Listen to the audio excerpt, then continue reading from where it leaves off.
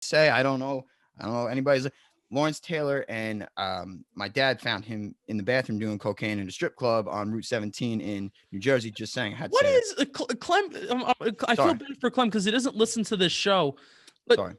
Snacks, It's a great story. you have all of these stories where your father just he It's a runs great into Otis story. Anderson. He Yes. runs into didn't he run into McConkey once? I mean, McConkey. Yeah. what? But this is a good one because it was a strip club and it was Lawrence Taylor doing coke in the bathroom. That's a pretty good story. It's relevant to the hypothetical here. It's relevant to the hypothetical. Sharing with the class. Yeah, exactly. Justin, you've never watched The Sopranos, but Clem, you know the bada bing. I was gonna say your dad strikes me as a Sopranos side character right now. It's exactly what I was gonna say. You're talking Route 17 and everything. I was gonna say. Oh yeah, no, and it was the Bing. It was the Bing. This is where it was, and it's funny. Satin Dolls? Was that Satin Dolls? That was Satin Dolls. Yes. Oh. It's a true story. And I asked I'm like, Dad, I don't believe you at all. And it was backed up by two of the people he was with. So I'm like, okay, I believe it. And today I get to brag about it. I wasn't there. I wasn't born, but I believe it. Welcome to Bleeding Blue. My name is Justin. I am not coming to you from my house. I am coming to you. I already said it when we started the interview with Clem. I'm coming to you from my work. It's 5 o'clock now on a Friday. And I'll be honest, Snacks, I'd rather be talking with Clem, who we interviewed Clem from Barstool. That's what this episode is. I don't want to be talking to you right now. I'd rather be talking with him, but we did have a really good conversation about his Giants fandom and all that kind of fun stuff. So Snacks, how are you doing? Did you enjoy the interview? I'm doing great. I loved the interview. I really did. I was skeptical on what the interview would be like because it is our first one on a history show. As opposed to a podcast where you're asking, like when you do with Talking Giants, a beat reporter questions specifically about the team. Yeah. So it's definitely a different element, but there really is no better personality on the internet right now than Clem and Barstool. And he was a treat. The energy and the excitement, and the enthusiasm and passion, it just resonated through the screen. And I thought it was a big hit. So greatly appreciate Clem. For me, I'm doing great. I'm always doing great. You know why I'm doing great? Well, it's Pizza Friday when we're recording this. Well, that's correct too. But I'm also in a terrible mood. So, but you love to be miserable. That's right. That's why I'm in such a great mood. This is perfect for me right now. Look at me. Look at this. By the way, look at this Nike shirt. It's a nice Nike shirt. Beautiful golf Nike shirt. We talk about your hair on the podcast. I mean, you were really looking great today. Barstool Clem is one of the most famous Giants fans in the world. I mean, really, I would say LPG, Joe Ruback is unequivocally. Right. LPG is number one always. Most famous Giants fan in the world. But I think Giants fans, I'm not talking about beat reporters. I'm not talking about players. I'm not talking like Giants fans. I think Clem is like number 2, the most famous Giants fan in the world. We got him. We talked about his fandom. We talked about like the origins of his fandom. So without further ado, here is Clem from Barstool. Welcome back from Bleeding Blue. Yes, I am coming to you from my work, and I'm in the testing room of the school that I work in. Let's get over it. Okay, it's 4:30 on a Friday afternoon. I usually hate time-stamping podcasts or shows, but I don't care because I need to tell you that there's not a lot of people in the world that I would want to talk to on 4:30 in the afternoon on a Friday. Snacks is not one of them. We are interviewing Clem from Barstool Clem. We're talking about your Giants fandom. We're talking about some Giants history. How are you doing? Thank you for joining us. I'm doing great. I'm going to just go out there and say this is going to be Coach Judge's favorite episode because he's a learned man too, right? He loves education. He's an educator. He likes to hire coaches that will educate the players. So this is going to be his favorite show. That's what I'm going to tell myself at least. Know where I'd rather be on Friday. We were talking about it on DMs, getting this all set up, how this is like, we're right now, it's, beginning of March. It's the time where the season's over and it's all the smoke screens and just like people are just talking about if they're going to cut Zeitler for like 24 hours straight or like the Sterling Shepard stuff a couple weeks ago. Mm-hmm. It's like nothing's happening and everyone's losing their minds about it. We just craziness. So I'm just happy we just talk like normal people or as normal as the three of us can get. Let's be honest here. Right? Well, you're smart because you're not a part of that, but I'm happy to have you on because we need to get you back into the Giants because I'm seeing, and I'm not hating this as a content creator, by the way, because I wish I had the reputation where I can do this and talk about multiple things. I'm seeing too much WandaVision. I'm seeing too much Mets. I'm seeing too much Knicks. It's too much. We got to get you back on the Giants. So don't start about the Knicks, okay? We are all the way back, and it feels really good. So don't get on him. Don't get on me. Don't get anybody about the Knicks talk, okay? I'm sorry. I'm planning on 3 parades in the next 12 months. So minimum. Between the Knicks, people, People laugh at me. I told you I want Brooklyn. I want to play Brooklyn in the playoffs. I want them so bad. So bad. I saw they're rumored to get Blake Griffin now, and it's like, oh, here we go. That's going to be a thing. The Jets said the Deshaun Watson stuff was coming up, so it's like we're looking across town, and we could be seeing some big stars across the lay of the land there. But I got some snacks. It's Pizza Friday. Pizza Friday during Lent. You can't go wrong on Pizza Friday. Nowhere I'd rather be. We get a nice pie at the house. It's one thing I'm putting onto my kids that I grew up with. It's you got like we were saying, you get the little Elio's square pizza at lunch. You get the nice round pizza at dinner. Everybody's happier than even they would be because the weekend's coming. So let's go. Giants football is our Pizza Friday. We're almost there, almost to free agency, almost to the draft when things can actually matter. But in the meantime, we're going to talk some memory lane stuff. I love it. I see. I'm all for it. I love Pizza Friday, and as we were talking about, pizza is one of the few things in this life I eat. I don't eat fruits or vegetables. Tomato I count in the pizza, so that I get all my nutritions in pizza. But let's kick it off. So I want to ask this first. So obviously, some may know I'm a sick fuck. I am fucked in the head. I really am, especially when it comes to this football team. So. Yes. I have a lot of personal superstitions, traditions, game day rituals, all these things. I was wondering if you had any yourself. Is there anything you do when you wake up Sunday morning or anything Saturday night? You put something on your pillow. I know you're a big lap guy. When you make a mistake, you were running laps, and that I appreciate. I know Justin appreciates. Talking Bobby, everybody appreciates it. But outside of that, like for me, I'll sleep in my Eli jersey every Saturday night before a game. Every single one. I've done it for years now. And it hasn't worked, but eventually it will. So for you, is there anything that sticks out that you do that's different? So I do have a few, and they vary. I've noticed that they vary on how good the team is or when things start to matter. So that's when like the ticks come out, like the nervous ticks, right? So during playoff runs in the past, if I sit down, I have to get up, then sit down again. I can't just have a straight sit down. That I'll tell you, it coming back this season when we were in the playoff race and all that kind of stuff. And I've become such I hate the negative Giants Twitter so much that now it just makes me root for this team. I'm rooting as much against our fans as I am against like the Cowboy fans and Eagle fans. It's sick, man. It's poisonous. It's toxic. You know what I'm saying? So the sitting down twice on the couch, I'll usually rotate some jerseys in. I have Eli, Tuck, Bradshaw. I don't have any current guys. I actually had a Daniel Jones one from China that was like 3 sizes too small, and then Corona hit, and I was like, "Yep, they're just gonna take my 20 bucks on that one. I'll take the L." And then the other big thing is it's not even as much a superstition. It's just to burn the nervous energy because between the Giants, fantasy football, any kind of bet you made, all that kind of stuff, I have to do like some cooking in the morning. I'll do a sauce. The Sunday sauce. We're talking Pizza Fridays. There Sunday you go. Sauce in the Clem So house. glad you said that. Maybe a chili later on when it gets colder, that kind of stuff. And then my other thing is if like that stuff's all running, I'll tell my wife, I'm going to go do groceries because I need to burn that anxiety out. And my new thing is you just try to do one good deed in the morning to show the football gods, give us some juju. Late in the fourth quarter, there's a big play. Just remember that I went out and took my wife's car, filled up her tank with gas. So when we come home, and I ask all my followers, everyone get on here now. Let's get our good deeds out, whatever it may be. Go to church, do whatever you have to do. Give $1 to the kids selling candy outside the store. Whatever needs to be done. All hands together blue, right? That's the hashtag, together blue. All hands on deck. All hands on deck, together blue. I love the good deed part is phenomenal. I go to church Sundays. There's a chance that I hit an off-season groove where it's not football season, and I may wake up a little late and don't hit Sunday mass. But I tell you, 8:30 Sunday during football season, I am there every time, so I can appreciate a good deed. I love it. So what's the motion of the couch? So do you sit down, get back up, then sit down again? That's the motion. So it's down, like feel the both cheeks press, back up, down. So it's down, up, down, like that. Have you ever seen like the now this is about to be a crime that I'm about to bring this up. Have you ever seen like the 1970s Dallas Cowboys, Tom Landry, the offensive lineman, the motion at which they go down at the 3-point stance? No, I'm kind of scared though that I'm like mimicking the 1970s Cowboys. You are. So I am going to tell you, I'm going to include a clip right now. I could get up and demonstrate if you really want me to. I have the room. This is a once in a lifetime opportunity. I'm going to do it. Definitely. The camera has to stay on me. No one will say anything. Camera stay on me. Okay.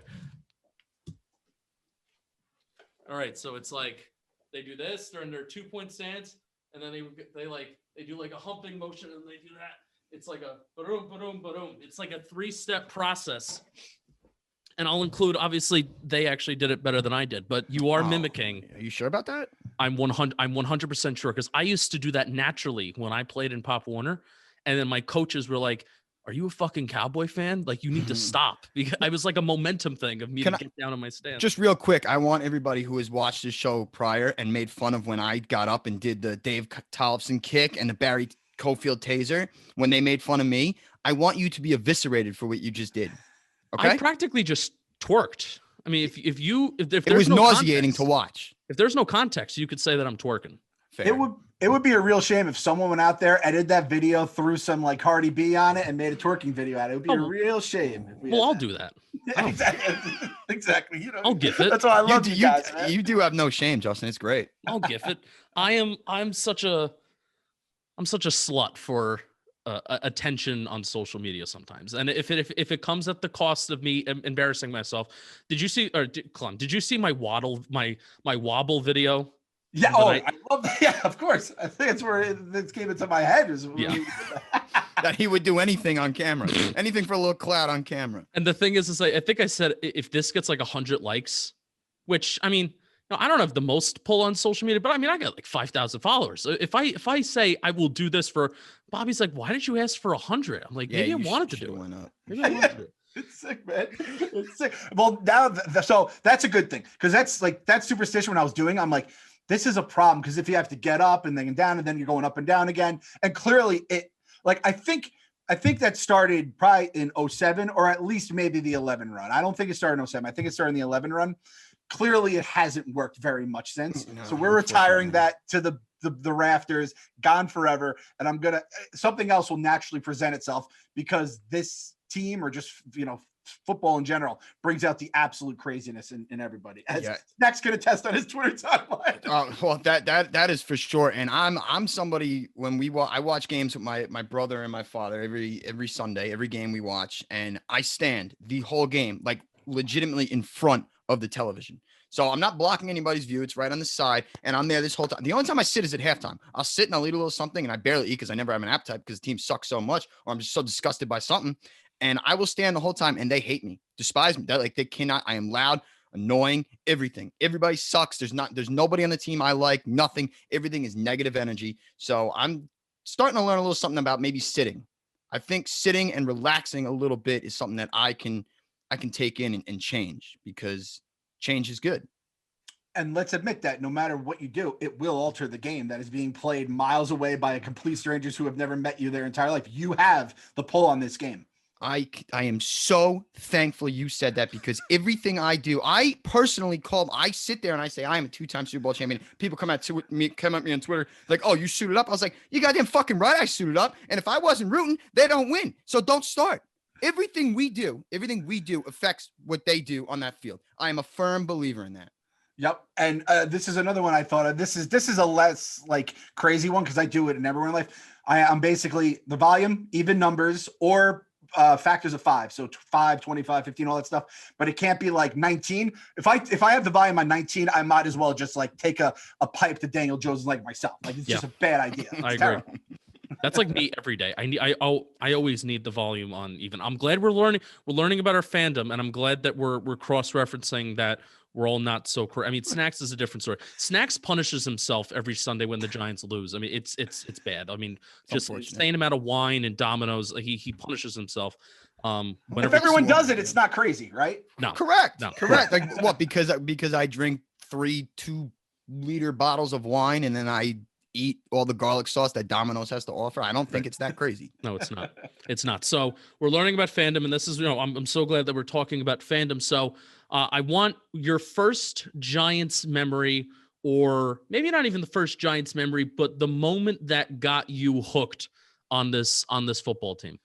So I have 3 things that pop up immediately, and I don't know what order they came in because I was younger, but I'm an old man. I was born in 82, so I didn't say my age, so then people have to do the math if they want to figure out my age, because I hate being this old.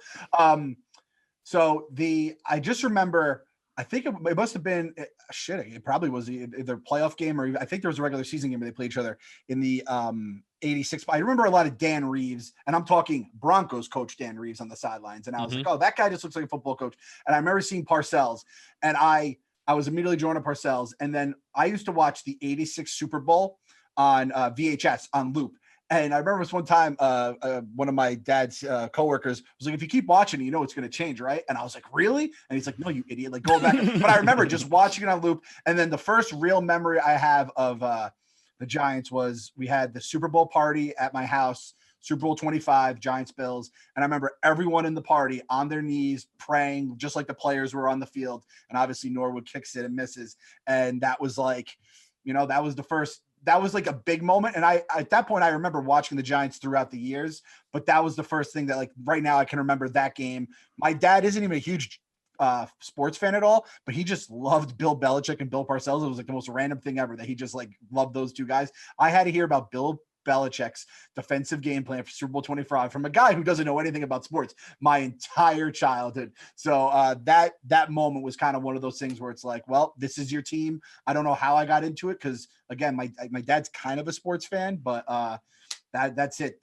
Shout out Scott Norwood for making a good memory, my first memory as a Giants fan. To me, that's really cool. Like you said, your father wasn't a big sports fan, so you kind of picked it yourself in a sense. Like, I know, like me, my dad, my grandfather were diehard Giants fans, so I didn't have a choice.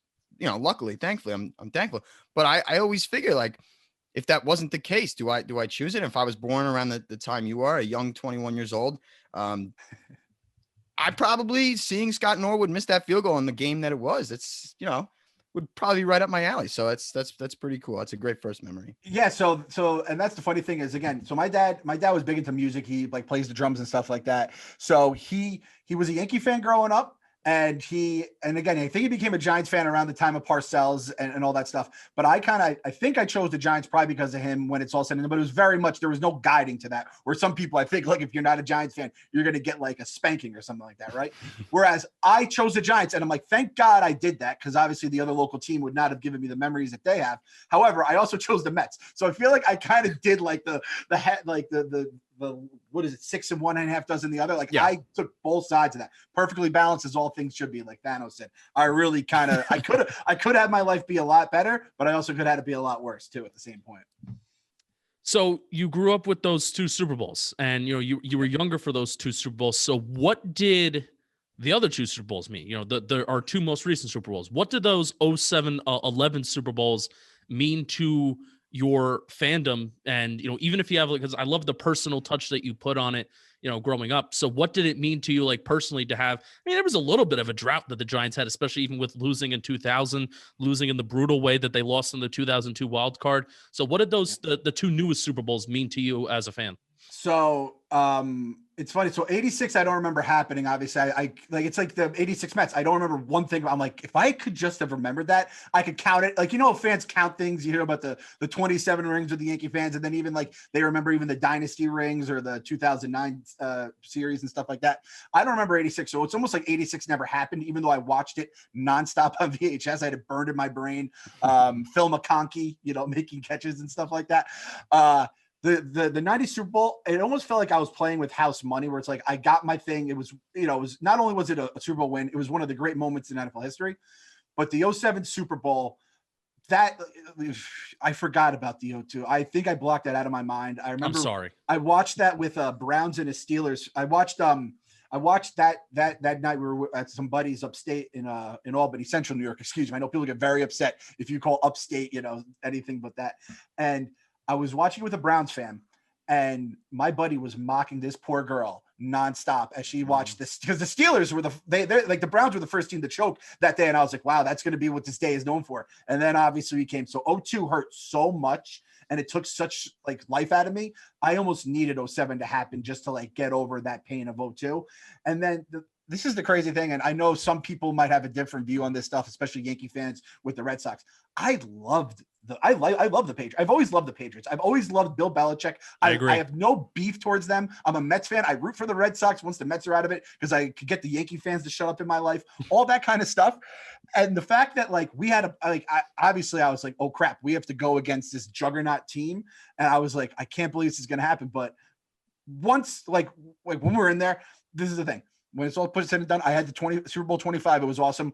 42, as soon as it happened, or even I'm just getting goosebumps thinking about it. I was like, that was history. And that is something that like almost no fan base is ever going to have, that like moment. And so I love 25. It was such a personal moment, family, all that kind of stuff. I mean, 42, you have to rank that. It's almost unfair to put any other moment about that as a Giants fan, unless you something that's super personal to you. We are so spoiled to have that moment happen to us. 18-0, greatest quarterback ever, greatest coach ever, greatest dynasty. I think all this stuff is true. I don't just say that because the Giants won it. The fact that we were the team that did it, and it was in the crazy way with the Tyree catch, which I still hold against Joe Buck for his call to this day. Oh, so boring. Oh my gosh. The worst. It almost felt like my first Super Bowl. You know what I mean? No, it wasn't. It's great to me because, well, first of all, that Buck was, come on. Aikman finally got excited afterwards. And Bob Papa, I always bring this up too. Mm-hmm. Bob Papa he said David Tyree was wide open down the field. How in God's creation, if you're sitting there in midfield calling the game, saying David Tyree was wide open when Rodney Harrison was draped all over him? It blows my mind. But Super Bowl 42 was one of the greatest Super Bowls ever. Giants fans are not. So the fact that we get to own that is amazing to me. Yeah, now, and the fact that that's a forgotten team.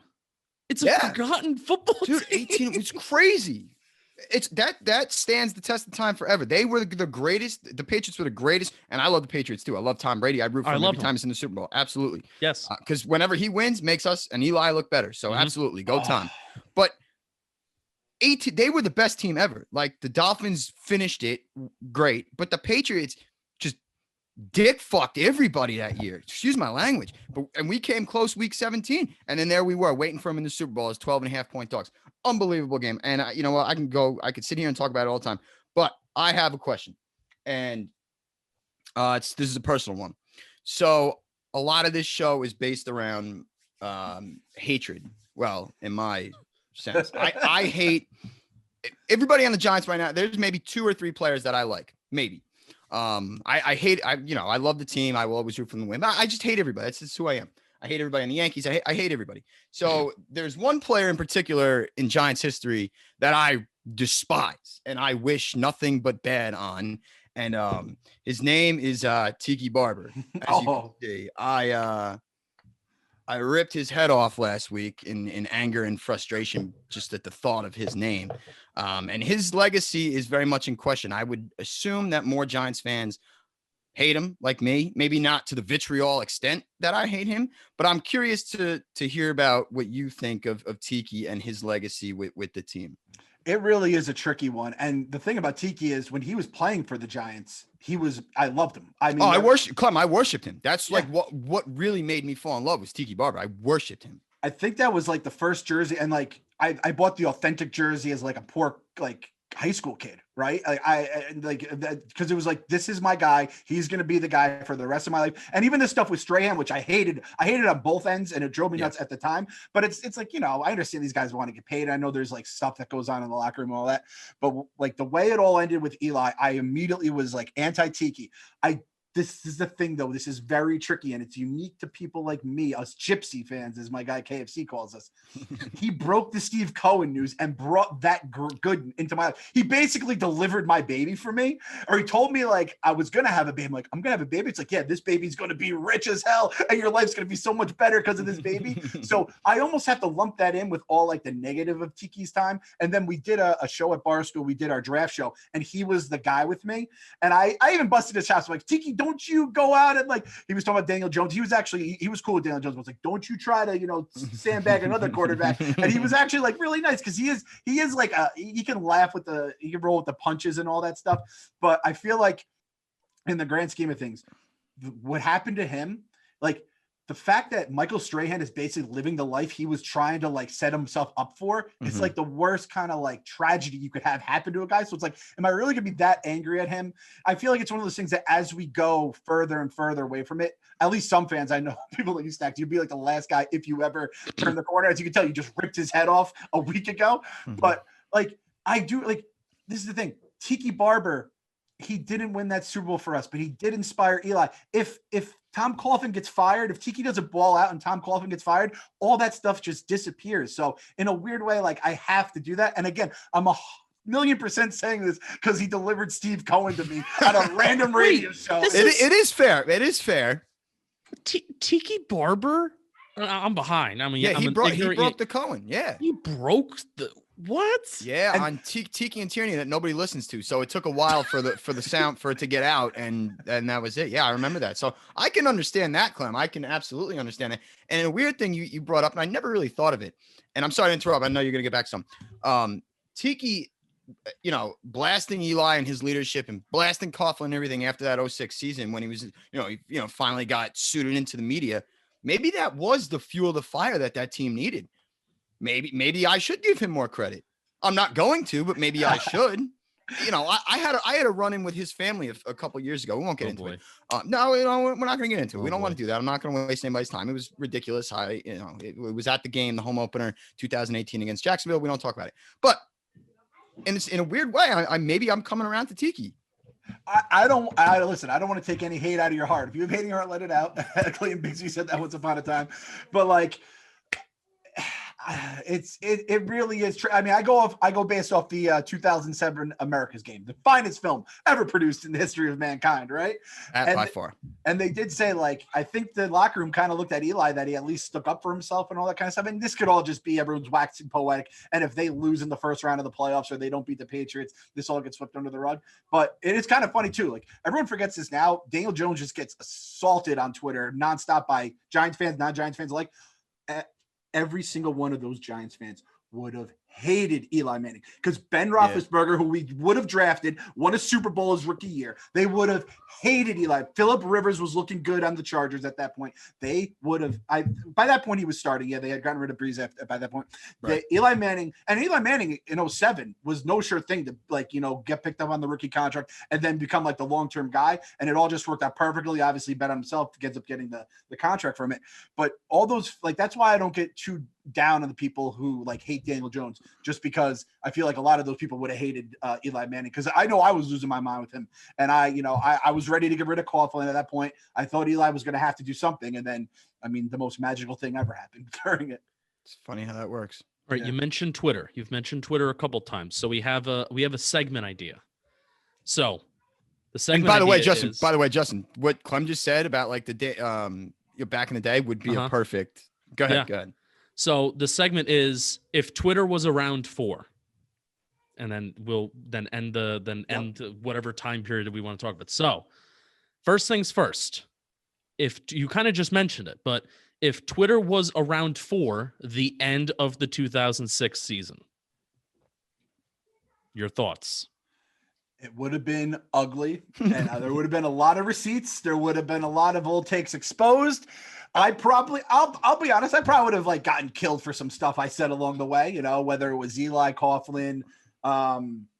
Again, Tiki at that point was like a god, and then he just kind of retired on us though. Yeah. So that could have been interesting. Snacks would no longer have a presence. He would have been suspended by this point. That's without a doubt. And God knows where it goes from here. So it would have been bad all around. And again, you just kind of take what's out there now. And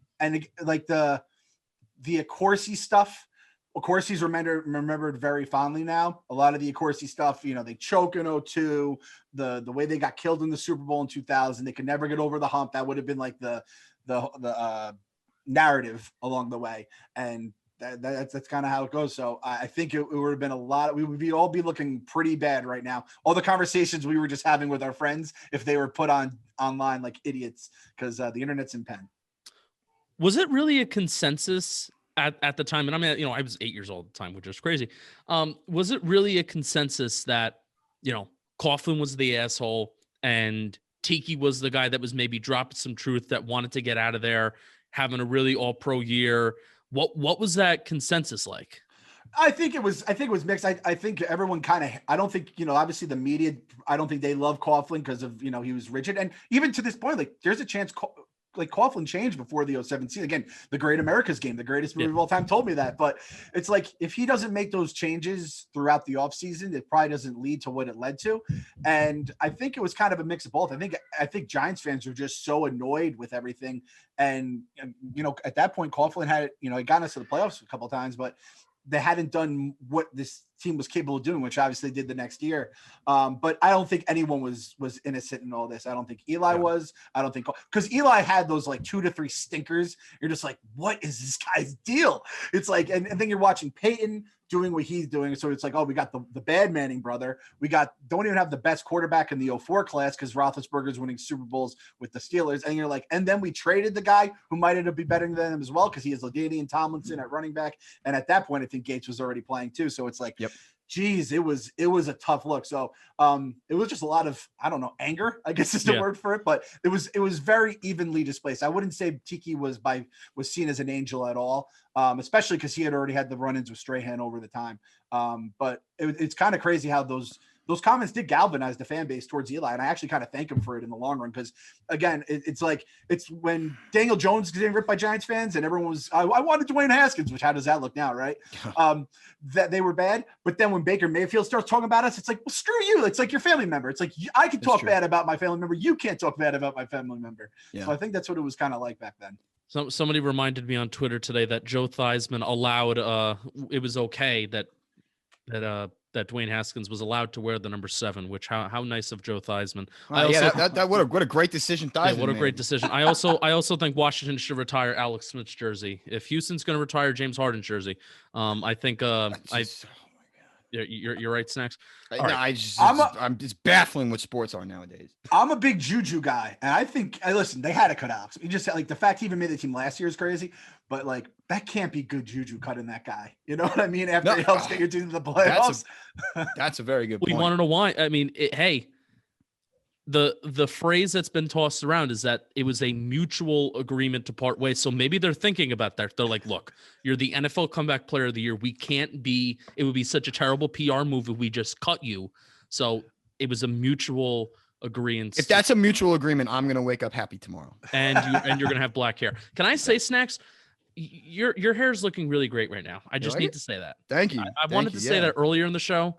It was distracting me earlier in the show. Now it's going to distract me again. Well, I'm sorry. I'm at like peak week and a half after haircut. So that's prime time. I have another 2 days. So maybe tonight I'll go out and say hello to some people. You never know. Maybe go mingle around, looking like this. But you never know. I really appreciate you saying that, Justin. I wanted to say the same, Snacks. I'm going to be honest. We came on and we're just kind of doing the introductions and everything. I was like, the hair's popping. And the week and a half is the greatest mystery in life. You can't have them cut it to that length. There's just no way. It has to naturally happen to the week and a half. It's one of the most incredible things. It really is. And I try and judge, like and I appreciate the comment, Clem. I did feel a good hair day after coming out of the shower today and doing the gel. If I have like a wedding to go to, I know when to schedule my haircut. I'm not going to do it 2 days before because then it's not going to be peak where I want it to be. And we'll do it a week and a half before. So I know exactly on which day the wedding is that I will get out of the shower. I will dry my hair. I'll put my clothes on and I will spike my hair exactly to the length I want it to and to perfection. It's a science. It really is. Now I'm looking at both of you and I don't think that's much of a worry. So you would be wrong because my hair at a week and a half is when it like you're not seeing it, but it's like if I go fresh off a shave, it's too low, and if I go in 3 weeks, it looks like it's a little overgrown. Week and a half is the perfect length for me as well as a shave guy. So it's really crazy. I just grow like a chia pet. All right, we're gonna do 2 more if Twitter was around. 2 more. 2010 Miracle in the Meadowlands. No. I think I might have been on Twitter back then. Well, I'm so old. I feel like Twitter back then wasn't what it is now. Right. Yeah. I think I had a Twitter in 2010, but in reaction, I was probably still reacting on Facebook at the time. I don't think Twitter was what it was. Like once Deshaun, I couldn't imagine the explosion. I don't even know if Giants fans would tweet.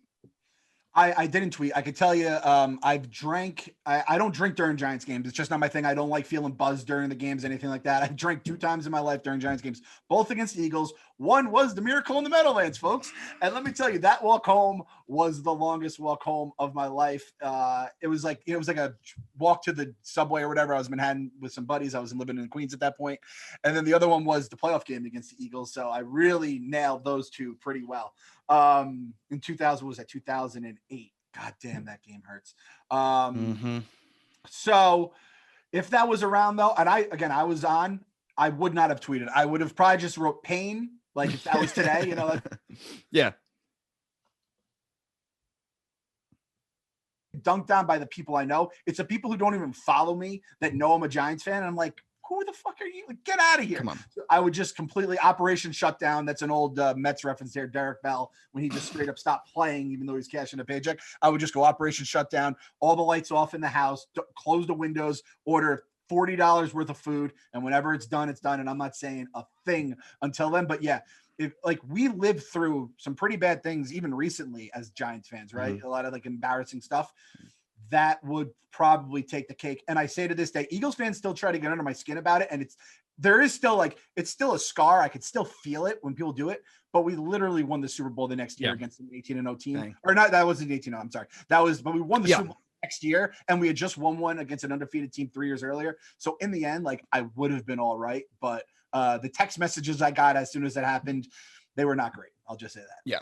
It's funny because that was the I had a Make-A-Wish that year. So all these things. And my wish was to have Giants season tickets for 1 year. So I wanted to call myself a Giants season ticket holder. I didn't want to go to some luxurious vacation. I didn't care about meeting anybody. I wanted to be called the Giants season ticket holder. And that was the last game. I had 10, my seats were 10 rows up from that end zone that scumbag ran in. I could visually see it to this day. And it was I remember being 10 years old and Trey Junkin missing that snap in 2002 against the Niners, begging my parents not to go to school the next day because I was so upset. I didn't have it. I had nowhere to beg after this game. I didn't know what to do at that time. It was absolutely awful. But I digress.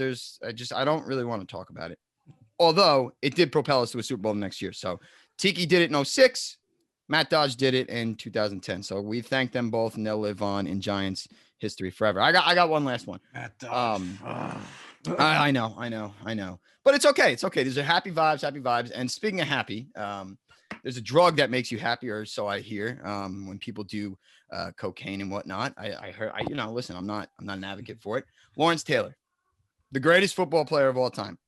Could you imagine a story coming out that the best player at the time, Lawrence Taylor, this matriarch of football, he changed the game forever, comes out, he's doing cocaine everywhere. I don't know what Twitter does. Like, does he get cancer? I can't imagine what goes on in that instance. And I could say, I don't know anybody's Lawrence Taylor, and my dad found him in the bathroom doing cocaine in a strip club on Route 17 in New Jersey. Just saying. What is Clem? I feel bad for Clem because he doesn't listen to this show. But sorry.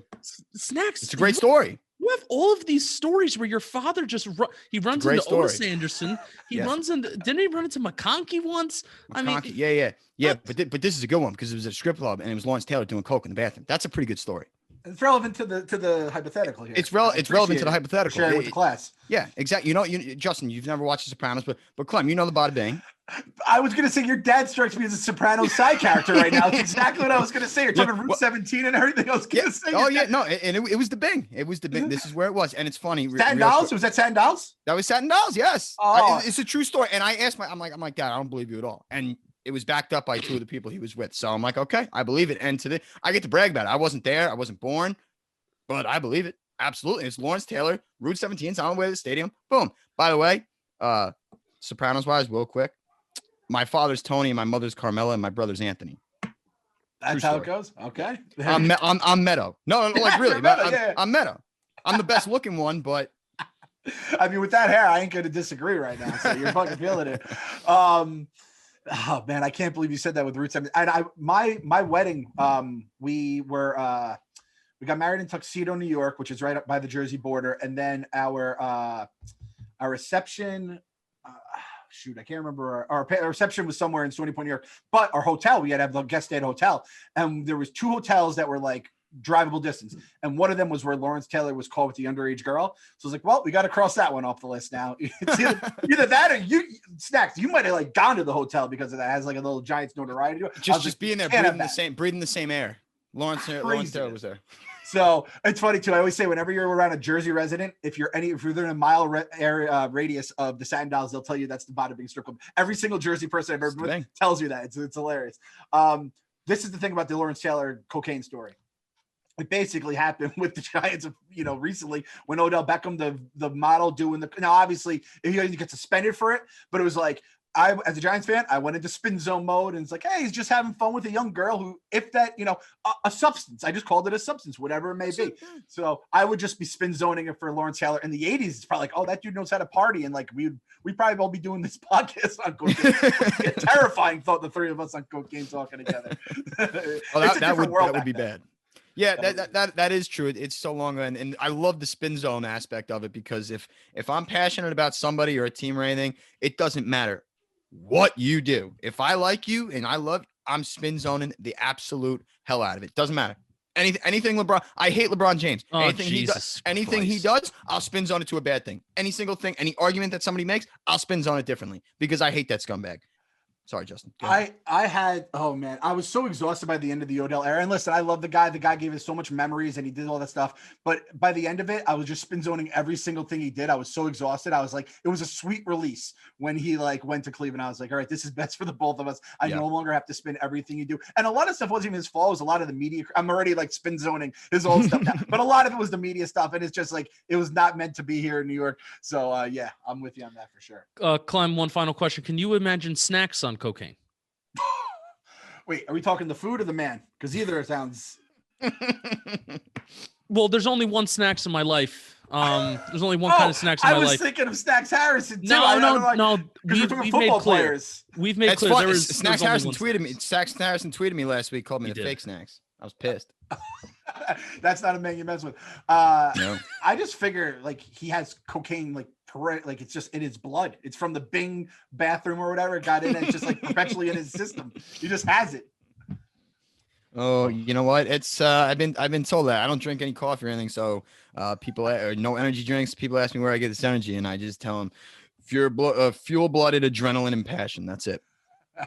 and being a two-time Super Bowl champ. Well, Clem, goddamn right. Clem, thank you so much for joining us on this Friday afternoon. Let's get the hell out of here. Let's start the weekend. Thank you everybody for listening. Keep on bleeding blue. Clem, we'll have to do this again. We'll have to talk more Giants history. We'll have to talk more fandom. Hopefully we get to go to some more games, experience MetLife Stadium. Hopefully we get you to come down to Jersey soon. So be well. Snacks. We'll see everybody next week. We're talking some free agency next week. That's what we're doing on Bleeding Blue. Awesome. That's what we're doing. So keep on bleeding blue. We'll see you next week.